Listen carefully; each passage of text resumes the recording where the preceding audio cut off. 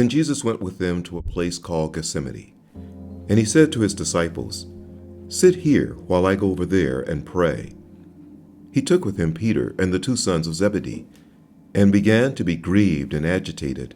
Then he said to them, "I am deeply grieved, even to death. Remain here and stay awake with me." And going a little further, he threw himself on the ground and prayed, "My Father, if it is possible, let this cup pass from me, yet not what I want, but what you want." Then he came to the disciples and found them sleeping, and he said to Peter, "So could you not stay awake with me 1 hour? Stay awake and pray, that you may not come into the time of trial. The spirit indeed is willing, but the flesh is weak."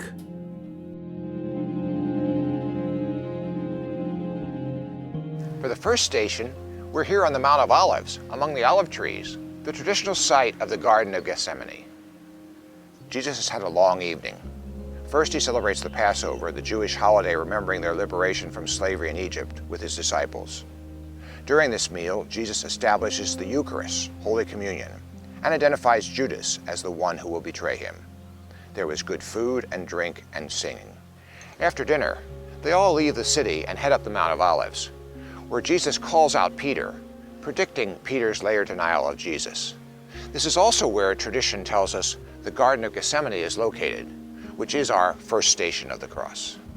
Early in the Christian era, pilgrims began to identify the Garden of Gethsemane as the place where Jesus prayed and was arrested before the crucifixion. Leaving the other disciples behind, Jesus takes Peter, James, and John to another part of the garden. Then he goes off to another area to pray alone.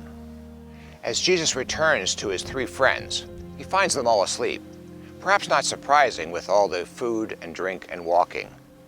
Clearly upset that his friends could not stay awake for the short time he was away, Jesus utters his famous words, "The spirit is willing, but the flesh is weak."